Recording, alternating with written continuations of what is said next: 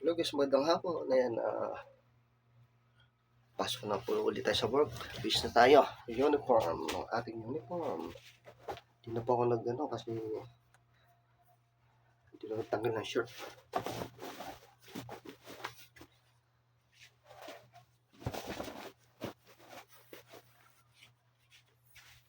Tatapos ko lang po maligo.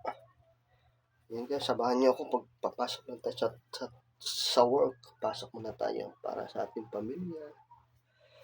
Para sa kinabukasan ng ating mga anak.